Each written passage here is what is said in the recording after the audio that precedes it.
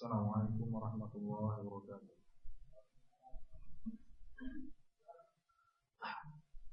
Alhamdulillah, hamdan katsiran thayyiban mubarakan fihi, mubarakan alaihi, kama yuhibbu rabbuna wa yardah. Alhamdulillah nahmaduhu ta'ala wa nasta'inuhu wa nastaghfiruh wa na'udzu billahi min shururi anfusina wa min sayyiati a'malina. من يهده الله فلا مضل له ومن يضلله فلا هادي له. أشهد أن لا إله إلا الله وحده لا شريك له وأشهد أن محمدا عبده ورسوله صلى الله عليه وعلى آله وأصحابه ومن تبعهم بإحسان وسلم تسليما مزيدا. يا أيها الذين آمنوا اتقوا الله حق تقاته ولا تموتن إلا وأنتم مسلمون. يا أيها الناس اتقوا ربكم الذي خلقكم من نفس واحدة وخلق منها زوجها وبث منهما رجالا كثيرا ونساء واتقوا الله الذي تساءلون به والأرحام إن الله كان عليكم رقيبا. يا أيها الذين آمنوا اتقوا الله وقولوا قولا سديدا يصلح لكم أعمالكم ويغفر لكم ذنوبكم ومن يطع الله ورسوله فقد فاز فوزا عظيما. أما بعد. Alhamdulillah, syukur kita panjatkan kepada Allah Subhanahu wa taala atas segala limpahan nikmat dan karunia-Nya, terkhusus nikmat beriman dan Islam yang merupakan nikmat yang teragung, yang termulia yang Allah SWT anugerahkan kepada seorang hamba di kehidupan dunia ini.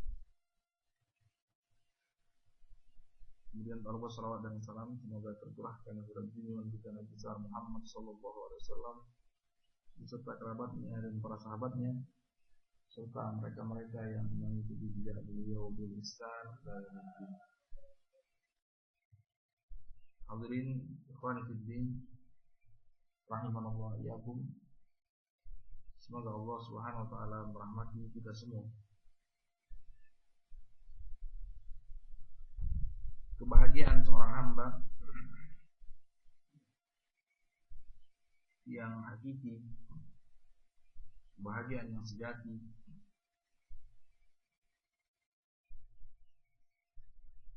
itu tergantung kepada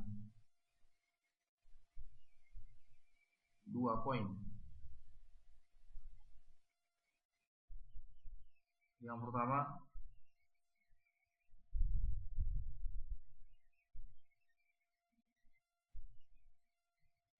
quwwatun amaliyah dan quwwatun ilmiyah dan quwwatun amaliyah.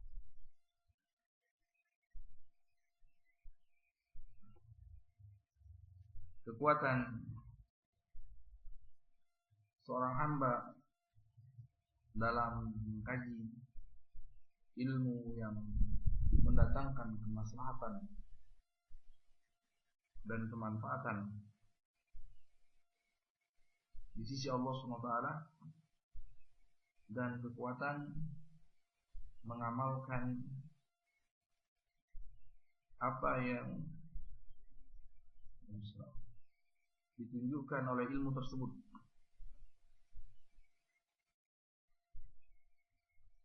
Maka semakin sempurna dua kekuatan tersebut, akan semakin sempurna pula kebahagiaan yang akan dia gapai di dunia ini maupun di akhirat kelak.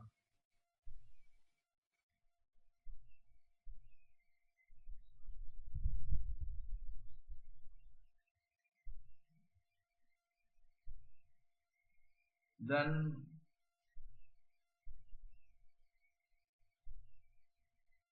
kekuatan ilmiah seorang hamba itu dengan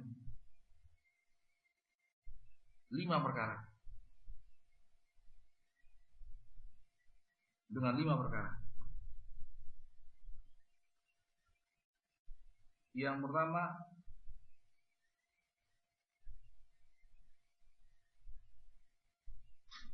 ma'rifatu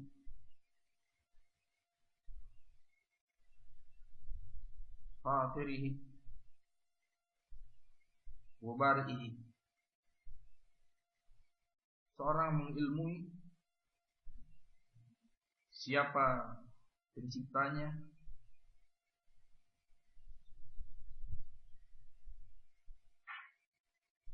siapa yang menguasainya, siapa yang memeliharanya. Yang kedua,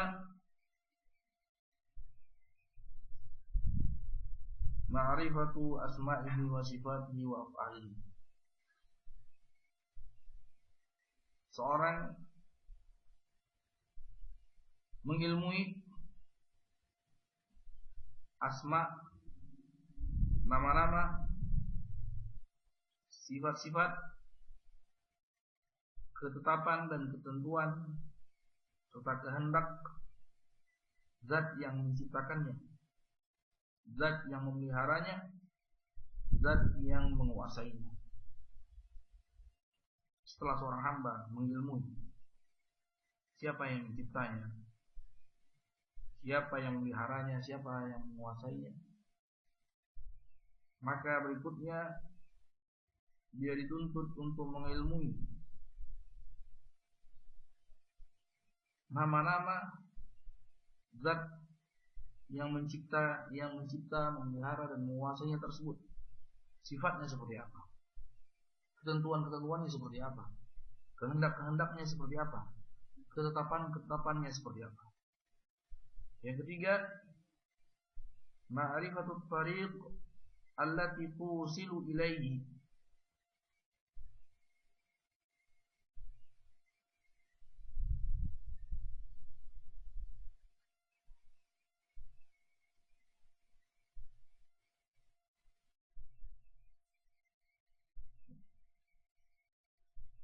Mengenal, mengilmui jalan yang bisa menyampaikan dia kepada zat yang menciptakannya tersebut.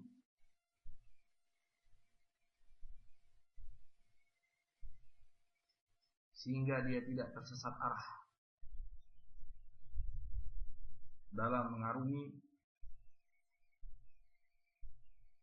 jalannya kehidupan dunia untuk menyongsong kehidupan akhirat.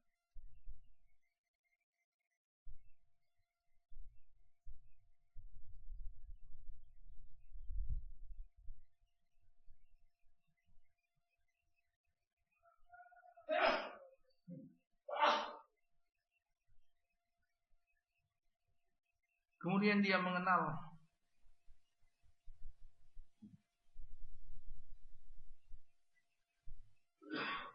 segala perkara yang bisa menjadi kendala bagi dia dalam menempuh jalan menuju Allah SWT, menuju zat yang menciptakannya tersebut.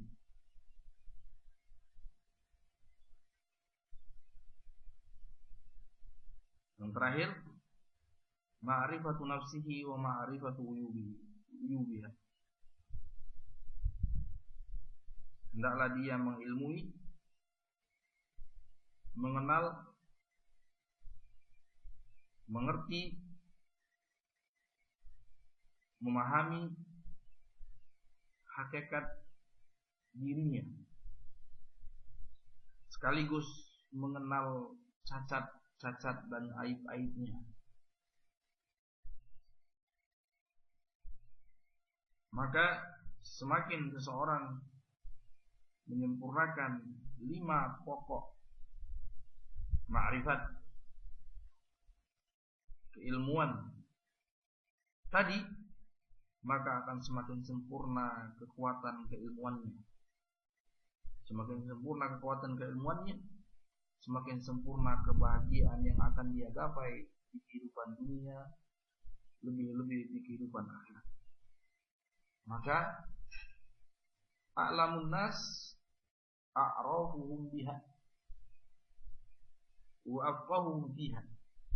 Manusia yang paling berilmu hakikatnya adalah manusia yang paling mengilmui 5 poin tadi, yang paling bisa memahami perkara-perkara yang tadi kita sebutkan.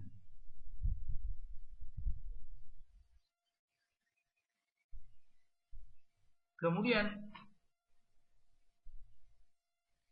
setelah dia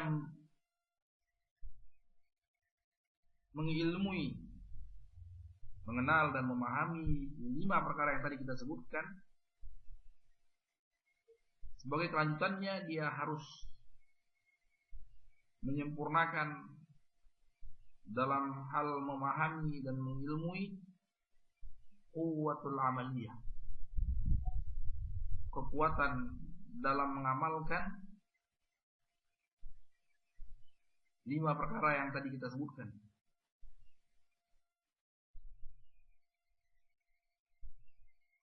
Sebagai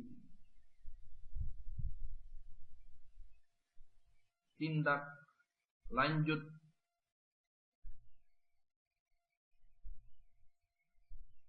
daripada kekuatan ilmiah yang tidak akan tercapai kecuali dengan menjaga hak-hak zat yang menciptakannya dengan penuh keikhlasan,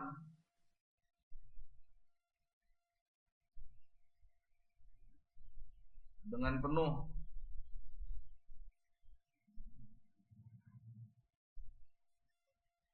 kejujuran,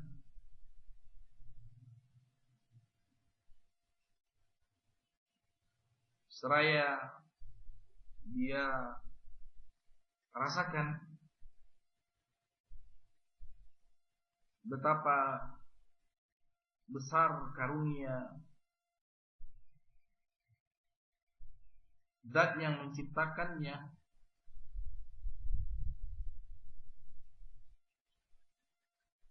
sekaligus dia merasakan betapa kurangnya dia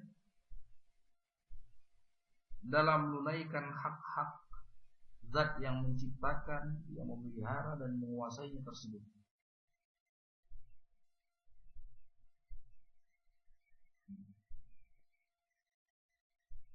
Dan semakin seseorang hamba mempertebal dan memperkuat kekuatan amaliyah, yaitu berupa menjaga hak-hak zat yang menciptakannya, mengamalkannya dalam kesehariannya, penuh dengan keikhlasan, penuh dengan kejujuran, penuh dengan usaha-usaha untuk menyempurnakannya, memperbaiki keadaannya, seraya menyaksikan serta merasakan betapa nikmat karunia taufik dari Allah, zat yang menciptakannya, zat yang menguasai dan memeliharanya, sekaligus dalam pada itu dia merasakan bahwasanya dia sangat memiliki kekurangan, sangat kurang dalam hal menunaikan hak-hak Allah Subhanahu wa taala tersebut, sehingga sejatinya dan seharusnya dia merasa malu tatkala dia berusaha untuk menegakkan hak-hak Allah Subhanahu wa taala tersebut yang penuh dengan cacat dan kekurangan. Karena dia sadar apa yang dianugerahkan Allah Subhanahu wa taala kepadanya itu tidak sepadan, tidak sebanding dengan hak-hak Allah Subhanahu wa taala yang harus dia penuhi. Dan tidak akan sebanding selama-lamanya siapapun dia orangnya. Tidak akan bisa dinilai atas segenap taufik bimbingan dari Allah Subhanahu wa taala kepadanya, karunia dari Allah Subhanahu wa taala kepadanya, baik karunia duniawiyah maupun ukhrawiyah, baik kekuatan ilmiah dan kekuatan amaliyah yang dia merupakan anugerah Allah Subhanahu wa taala, itu ternyata demikian besarnya, sementara apa yang dia amalkan daripada hak-hak Allah Subhanahu wa taala itu sangat-sangat sedikit sekali. Dalam pada itu, setelah itu pun sedikit, penuh dengan cacat dan kekurangannya. Maka sebagai seorang hamba yang tahu diri, sudah barang tentu dia merasa malu atas apa yang telah dia usahakan dalam rangka berkhidmat kepada Allah Subhanahu wa taala. Ikhwan fillah, rahimanallahu wa iyyakum.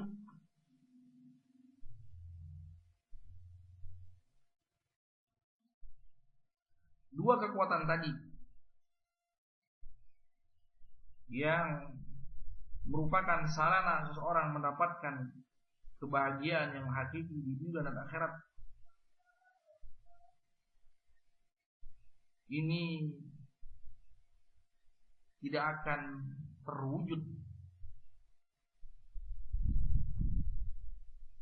kecuali dengan pertolongannya saja, kecuali dengan kemudahan darinya. Maka dia sangat amat berketergantungan kepada zat yang menganugerahkannya dua kekuatan tadi agar senantiasa dibimbing di atas siratal mustaqim, di atas jalan yang lurus, sebagaimana Allah SWT yang telah membimbing wali-walinya dari kalangan anbiya wal mursalin, dari kalangan siddiqin, dari kalangan syuhada dan salihin, sehingga Allah Subhanahu wa taala selamatkan untuk melenceng ke kiri dan ke kanan daripada siratal mustaqim. Itu dengan dua cacat, dengan dua sebab, dengan dua kendala yang bisa mengeluarkan seseorang daripada siratal mustaqim. Yang pertama dikarenakan rusaknya atau minimnya kekuatan ilmiah sehingga dia terjerumus ke dalam dhalal, ke dalam kesesatan. Yang kedua, rusaknya kekuatan amaliyah yang menyebabkan dia terjatuh ke dalam kemurkaan Allah SWT. Maka kita katakan tadi, sesungguhnya kesempurnaan seorang hamba di sisi Allah SWT, kebahagiaan seseorang hamba di sisi Allah SWT tidak akan terwujud kecuali dengan mengumpulkan perkara-perkara yang tadi kita sebutkan di atas. Dan untuk selalu mengenangnya,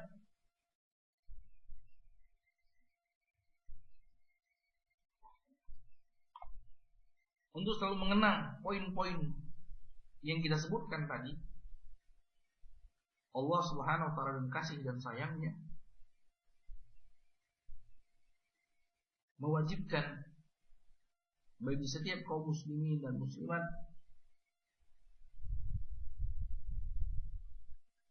untuk menyebut-nyebutnya terus, agar terus terkenang agar terus menjaga dan agar terus konsisten di atas kekuatan ilmiah dan kekuatan amaliyah.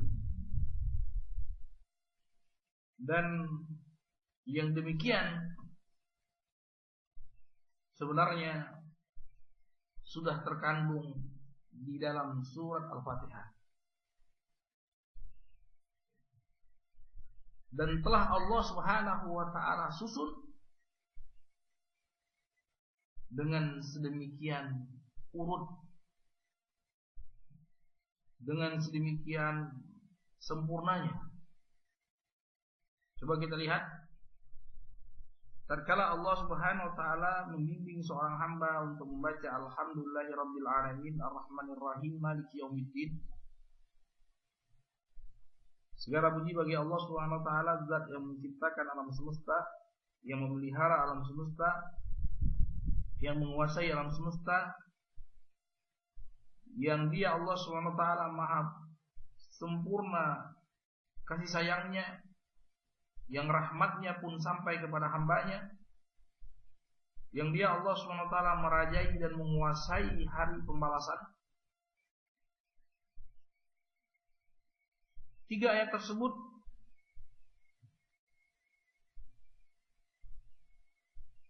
mengandung poin pertama yang tadi kita sebutkan. Apa itu? Ma'rifatul 'abdi fatirahu wa bari'ahu wa ma'rifatu asma'ihi wa sifatihi wa af'alihi. Yaitu mengenal siapa yang menciptakannya. Seorang hamba dituntut untuk mengenal siapa zat yang menciptakannya, siapa zat yang memeliharanya, siapa zat yang menguasainya dari semua sisi. Alhamdulillahirabbil alamin. Segala kesempurnaan, segala pujian milik Allah. Dialah zat yang mencipta, memelihara dan menguasai alam semesta, manusia dan makhluk-makhluk yang lainnya. Ini kita dituntut, dibimbing sekaligus oleh Allah SWT untuk mengilmui poin pertama ini. Seorang hamba tidak akan mendapatkan kebahagiaan di sisinya kecuali dengan menyempurnakan keilmuannya, ma'rifahnya, siapa kiranya zat yang menciptakannya, siapa kiranya zat yang memelihara dan mengatur segala urusannya dan menguasainya, dan seperti apa nama-namanya. Sekaligus dia mengilmui seperti apa ketentuan dan ketetapannya dan kehendaknya, perbuatan-perbuatannya, takdir-takdirnya. Nama-nama ini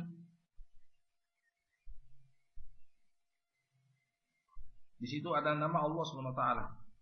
Allah, Ar-Rabb, Ar-Rahman, Ar-Rahim. Ini adalah inti daripada Asmaul Husna. Tiga nama tersebut adalah inti daripada Asmaul Husna.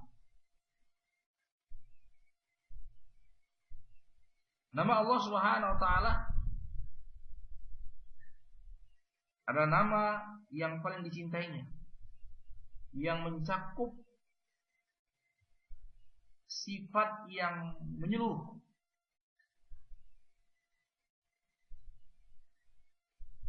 yang mengandung sifat uluhiyah. Apa itu uluhiyah? Yaitu penghambaan makhluknya kepada Sang Khalik. Penghambaan hamba-hamba Allah SWT kepada Allah Subhanahu wa taala. Allah. Dan sebagai kemestiannya, tatkala seorang hamba mengilmui serta mengimani bahwasanya Allah Subhanahu wa taala zat yang berhak diserahkan kepadanya ibadah dan tiada yang selain Allah yang berhak diserahkan kepadanya ibadah, maka sudah barang tentu dia harus mengimani dan mengilmui tidak mungkin ada zat yang diserahkan kepadanya segenap peribadahan, segenap penghambaan, tapi ternyata dia tidak sanggup untuk memelihara, mengatur, menguasai hamba-hambanya. Itu mustahil, tidak layak, dan tidak sesuai dengan akal sehat. Ada seseorang yang menyerahkan peribadahan kepada zat yang tidak berkuasa, tidak mencipta, tidak memelihara secara penuh atas hamba-hambanya, maka tidak layak penghambaan diserahkan kepada zat yang seperti itu. Makanya Allah SWT sebutkan kenapa Allah SWT berhak untuk diibadahi. Karena Allah SWT Rabbil Alamin. Karena Allah SWT yang mencipta, yang mengatur, menguasai hamba-hambanya, alam semesta dengan segenap isinya. Maka nama Allah SWT Ar-Rabb ini mencakup semua sifat-sifat Allah SWT yang lainnya. Ar-Rabb, dari nama Allah SWT Ar-Rabb, di situ keluarlah nama Allah SWT Al-Khaliq, zat yang maha mencipta. Di situ keluarlah nama Allah SWT Ar-Razzaq, zat yang maha memberikan rezeki. Tidak mungkin Allah SWT dikatakan Ar-Rabb kalau tidak dia maha memberikan rezeki. Di situ keluarlah nama Allah SWT Al-Mu'ti, zat yang maha memberi. Di situ keluarlah nama Allah SWT Al-Muhsin, yang memiliki yang sangat menyampaikan kasih sayangnya kepada hamba-hambanya. Di situ keluarlah nama Allah SWT Al-Muhyi, yang maha menghidupkan. Di situ keluarlah nama Allah SWT Al-Qayyum, yang maha mengurusi segenap urusan hambanya. Keluar dari nama Allah SWT Ar-Rabb.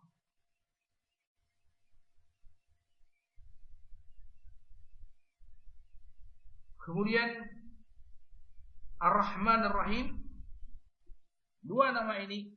Ar-Rahman, zat yang maha memiliki rahmat dan kasih sayang yang sangat luas, yang tiada berbatas dan tiada hingga. Ar-Rahim, zat yang sampai rahmat dan kasih sayangnya kepada hamba-hambanya. Ini mencakup semua sifat-sifat kebaikan, kelembutan Allah SWT. Al-Latif, Al-Wadud, penuh kasih sayang, yang maha lembut. Al-Bar, dan selanjutnya. Ini terkandung ke dalam nama-nama ini. Sehingga itu ada isyarat dari Allah Subhanahu wa taala agar hambanya betul-betul memperhatikan poin-poin ini. Ini adalah inti Islam, inti ajaran yang dibawa oleh Anbiya wal Mursalin. Sehingga setelah seorang hamba memperkuat kekuatan ilmiahnya dari sisi yang pertama, yaitu kita dituntut untuk mengenal siapa zat yang harus kita ibadahi, siapa kiranya zat yang berhak untuk diibadahi, yang dia adalah sudah barang tentu sebagai pencipta, pengatur dan penguasa alam semesta dengan segenap isinya, yang dia haruslah memiliki sifat rahmat yang luas yang sampai kepada makhluknya, sekaligus dia yang maha perkasa, yang maha menguasai hari pembalasan secara khusus dan alam dunia ini secara umumnya. Kalau sekiranya Allah SWT maha menguasai alam akhirat, maka alam dunia Allah SWT lebih kuasai lagi. Yang ketika alam akhirat Allah tidak izinkan satupun di antara makhluknya untuk menunjukkan kekuasaan ketika di akhirat kelak. menunjukkan kemampuan baik dalam berkata-kata maupun dalam berbuat, tidak seorang pun diizinkan oleh Allah SWT ketika itu. Kemudian firman Allah SWT, iyyaka na'budu wa iyyaka nasta'in. Ini isyarat daripada kekuatan ilmiah, kekuatan keilmuan seorang hamba mengenai jalan yang menyampaikan kepada zat yang menciptakannya,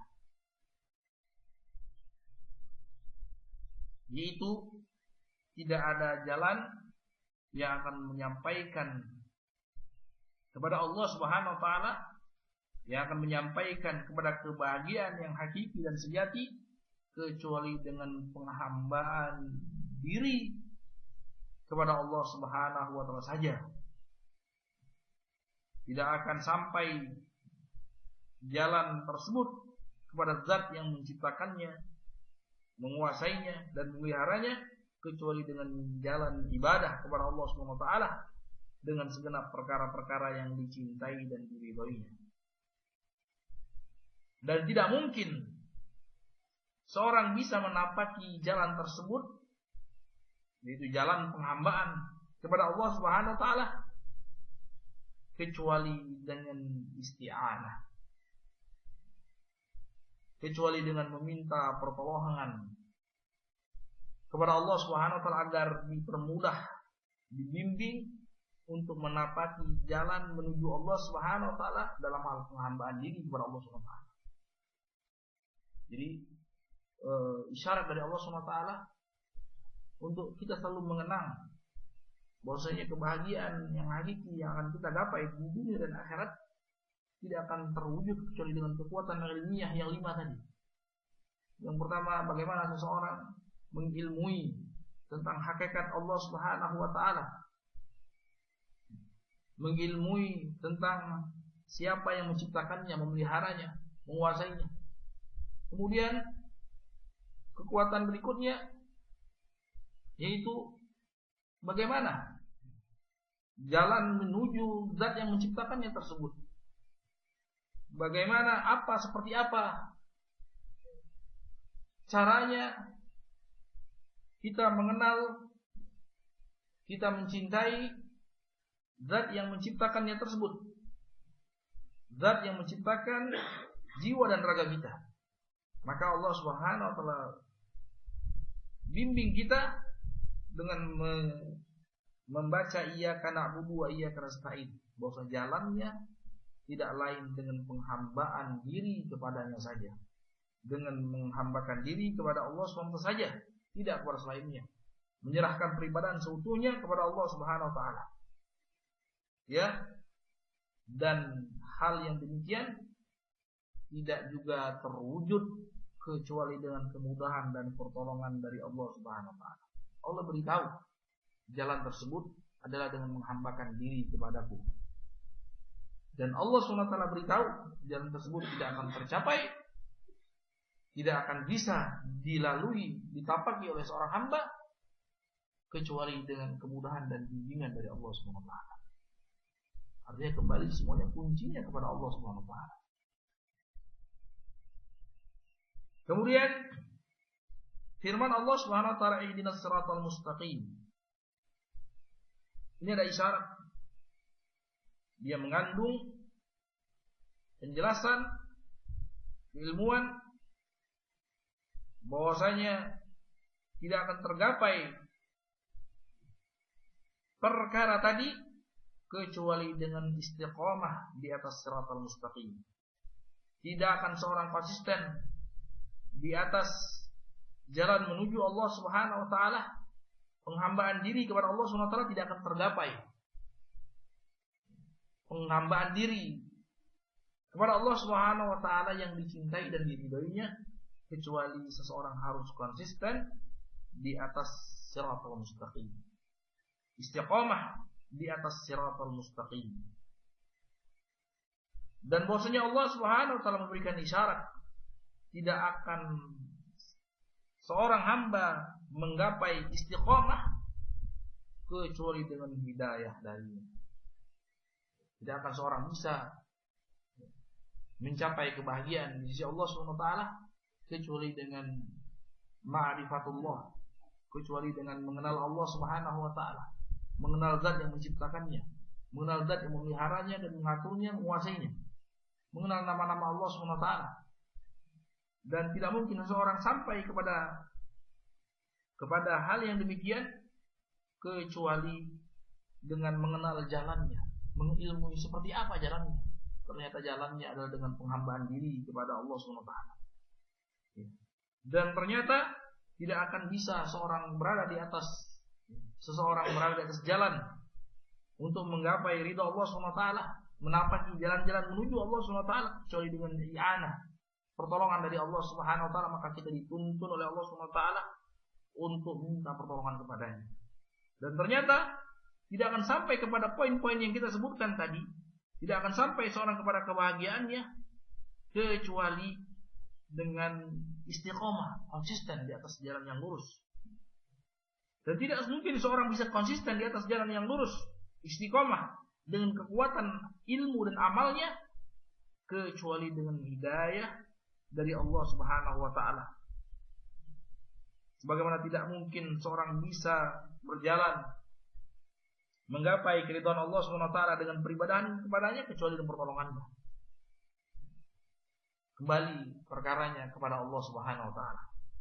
Semuanya kembali menuju Allah Subhanahu wa taala. Seperti suatu lingkaran yang tidak terputus, saling berhubungan satu sama lainnya. Saling berhubungan satu sama lainnya. Di seorang hamba ketika dibimbing oleh Allah Subhanahu wa taala untuk mengikrarkan poin-poin yang terkandung di dalam surat Al-Fatihah sampai pada ihdinas siratal mustaqim, itu sama saja dengan ikrar seorang hamba, tidak ada, ya Allah, sesungguhnya tidak ada jalan bagiku untuk menggapai kebahagiaan di dunia dan akhirat kecuali dengan istiqamah di atas siratal mustaqim, konsisten di atas siratal mustaqim. Dan aku sadar bahwasanya tidak mungkin aku berada di atas istiqamah, tidak mungkin aku konsisten di atas siratal mustaqim kecuali dengan petunjuk dan bimbinganmu. Kemudian aku sadar tidak ada jalan, sebagaimana aku sadar tidak ada jalan menuju kebahagiaan kepadamu kecuali dengan penghambaan diri, kecuali dengan penyerahan peribadahan seutuhnya kepadamu. Dan tidak mungkin aku bisa menggapai jalan tersebut, tidak mungkin aku bisa mewujudkan penghambaan dan peribadahan tersebut kecuali dengan ma'unah, pertolongan darimu. Sebagaimana tidak ada jalan menuju istiqamah di atas siratal mustaqim kecuali dengan taufik dan bimbingan darimu. Adapun firman Allah Subhanahu wa taala, ghairil maghdubi 'alaihim waladdallin, bukan jalan orang-orang yang engkau murkai, bukan juga jalan orang-orang yang tersesat. Setelah ihdinas siratal mustaqim, siratal ladzina an'amta 'alaihim, Allah sebutkan siapa orang-orang yang Allah Subhanahu wa taala bimbing di atas siratal mustaqim. Yaitu adalah orang-orang yang Allah Subhanahu wa taala beri nikmat. Siratal ladzina an'amta 'alaihim. Di dalam surah An-Nisa Allah sebutkan mereka adalah dari kalangan anbiya wal mursalin, dari kalangan syuhada, dari kalangan siddiqin wal syuhada was salihin. Dan 4 jenis orang itu adalah orang yang konsisten berada di atas kekuatan ilmiah dan kekuatan amaliyah. Semakin seseorang menyempurnakan kekuatan ilmiah dan amaliyahnya, maka akan semakin seseorang berada di atas siratal mustaqim, semakin bisa konsisten di atas siratal mustaqim. Makanya Allah Subhanahu wa taala perjelas ghairil maghdubi 'alaihim waradhdallin, bukan jalan orang-orang yang engkau murkai, bukan juga jalan orang-orang yang tersesat. Ini ada isyarat dari Allah SWT bahwasanya keluarnya seseorang daripada kebahagiaan yang hakiki, jauhnya seseorang dalam menggapai kebahagiaan yang sebenarnya.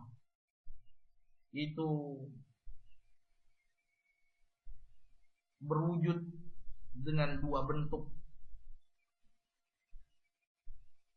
Bentuk yang pertama, dia keluar daripada siratal mustaqim kepada kesesatan. Bentuk yang kedua, dia keluar daripada siratal mustaqim kepada kemurkaan Allah Subhanahu wa taala.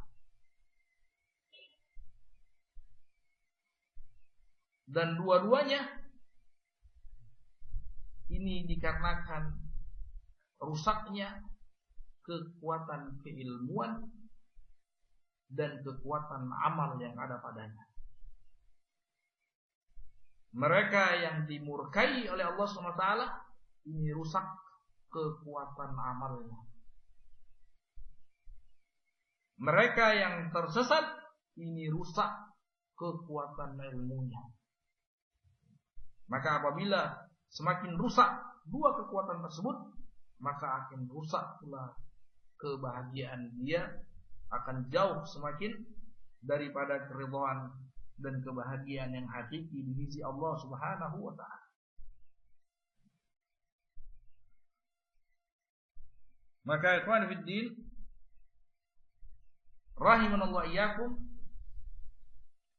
surat ini selalu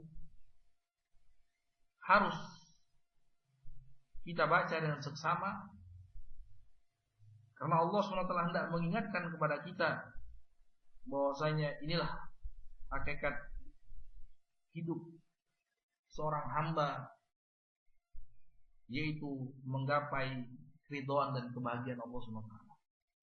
Jadi manusia, Allah SWT ciptakan alam semesta ini untuk hambanya. Allah tidak butuh kepada hambanya. Dan Allah SWT menginginkan kebaikan dan kebahagiaan kepada hamba tersebut. Allah tidak mendapatkan, Allah tidak butuh, Allah tidak memerlukan, Allah Subhanahu wa taala tidak menginginkan apa-apa dari seorang hamba untuk hamba memberikan kemaslahatan kepada Allah SWT. Allah SWT ciptakan alam semesta untuk hambanya, untuk menggapai kebahagiaan. Jadi alam semesta dengan segala isinya adalah Allah SWT terkala menciptakannya untuk kepentingan hamba tersebut. Bagaimana hamba tersebut bisa menggapai keridhaan Allah, bagaimana hamba tersebut bisa menggapai kebahagiaan. Dan perlu diketahui tidak akan tercapai kebahagiaan tersebut, kebahagiaan yang hakiki, kecuali dengan dua kekuatan tadi, yaitu kekuatan ilmiah dan kekuatan amaliyah. Dan Allah Subhanahu wa taala dengan rahmat dan kasih sayangnya mensyariatkan setiap muslim dan muslimah untuk selalu mengingat poin-poin tadi dengan membaca surat Fatihah ini. Dari awal sampai akhir, di situ adalah jalan bagaimana menuju kebahagiaan yang hakiki untuk seorang hamba di kehidupan dunia ini, dan berakhir kepada kebahagiaan yang seutuhnya di kehidupan akhirat kelak. Maka kesimpulannya disebutkan oleh Imam Ibnu Qayyim rahimahullah taala, awal daripada surat ini adalah rahmat dari Allah Subhanahu wa taala. Tengah-tengahnya adalah hidayah, dan terakhirnya adalah nikmat dari Allah Subhanahu wa taala. Rahmat, hidayah dan nikmat dari Allah Subhanahu wa taala. Dan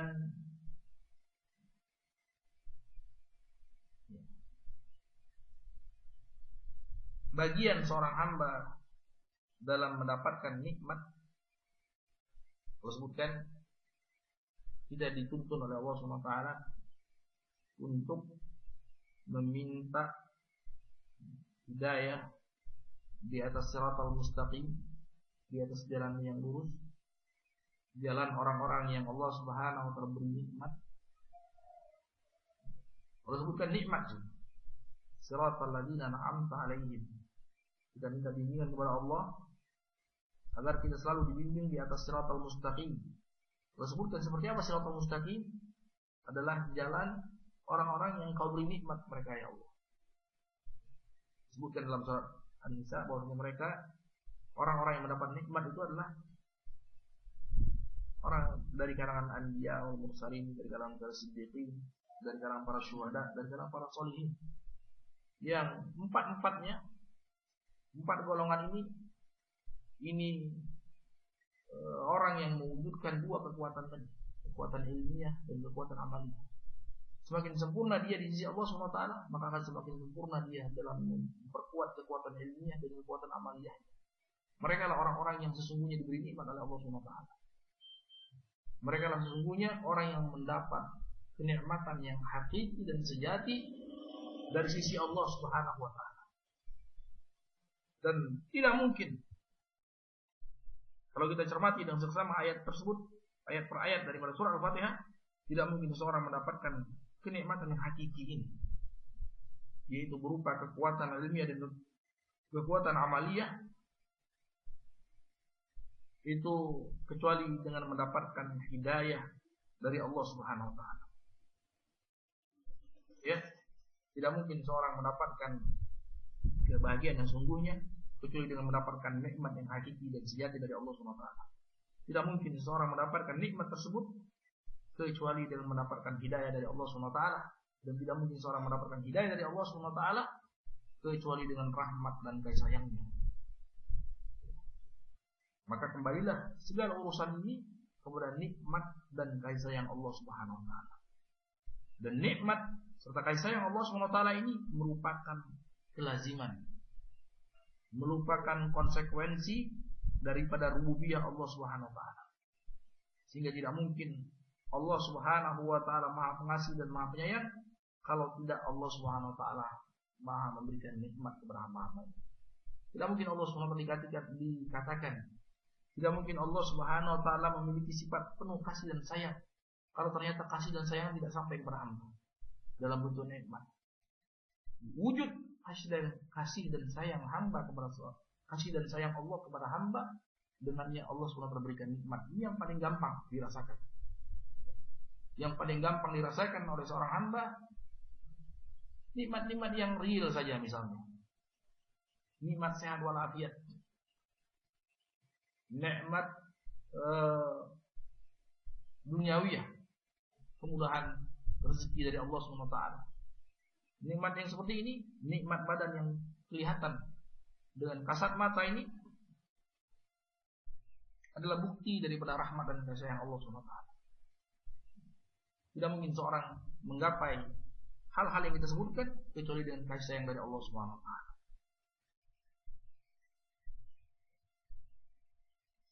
Dan yang semua yang tersebut, semua yang kita katakan tadi, bahwasanya Allah Subhanahu wa taala, awal ayat yang itu adalah rahmat dari Allah Subhanahu wa taala, ini merupakan konsekuensi daripada rububiyah Allah Subhanahu wa taala.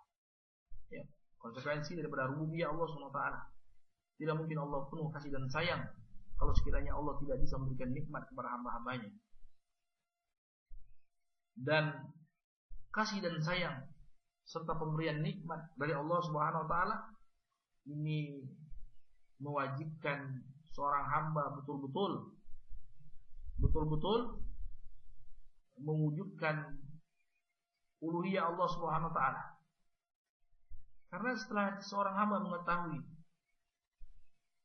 ada zat yang maha memberikan rahmat dan kasih sayangnya yang tidak terbatas, karena semua kebaikan wa ma bikum min ni'matin min Allah fa min Allah, semua kebaikan nikmat yang ada pada diri kalian itu datang dari Allah Subhanahu wa taala.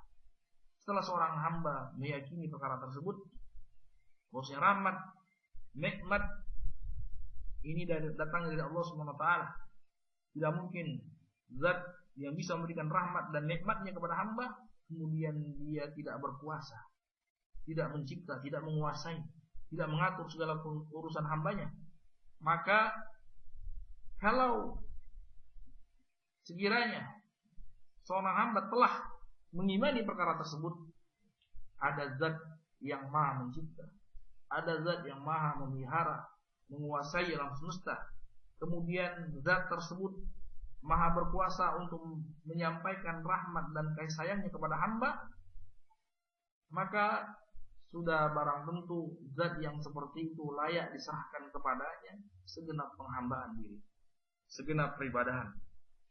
Ya, segenap peribadahan. Maka sebuah kesimpulannya, barang siapa yang betul-betul memperhatikan dengan seksama, barang siapa yang bukan sekedar memahami, tapi betul-betul menghayati, barang siapa yang setelah menghayati, dia betul-betul wujudkan pengamalannya dalam kesehariannya dengan mewujudkan hakikat makna-makna yang dikandung dalam surah Al-Fatihah, yaitu dengan mengilmui, dengan mengamalkannya, maka dia akan menggapai hakikat kebahagiaan yang sesungguhnya.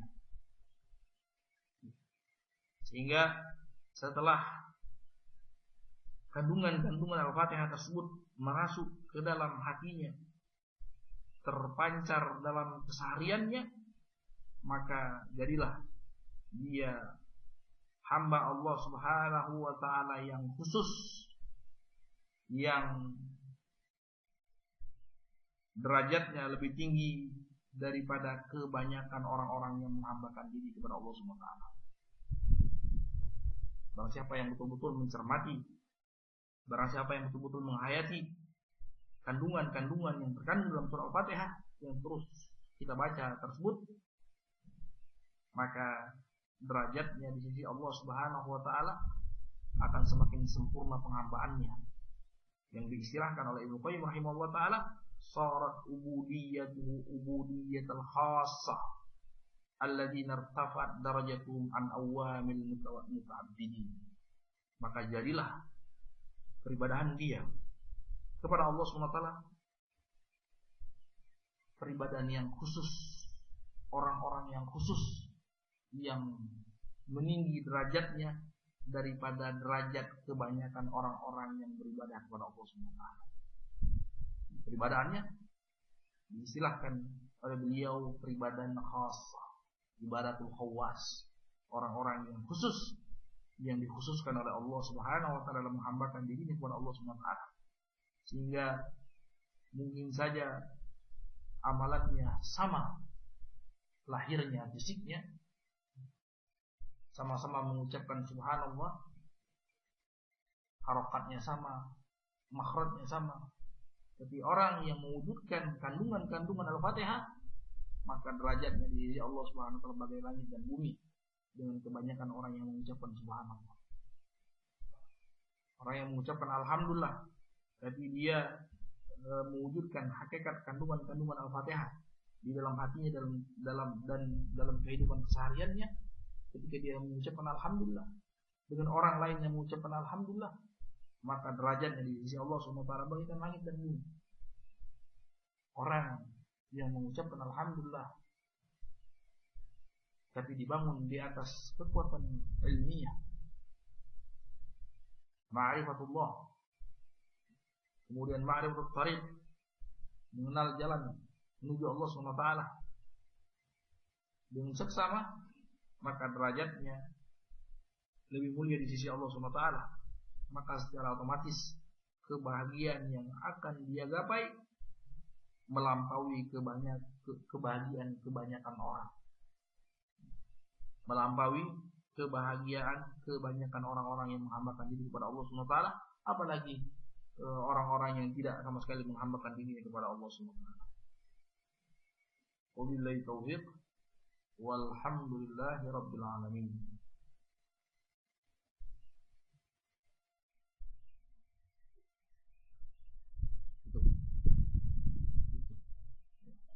Kita coba sampai sini.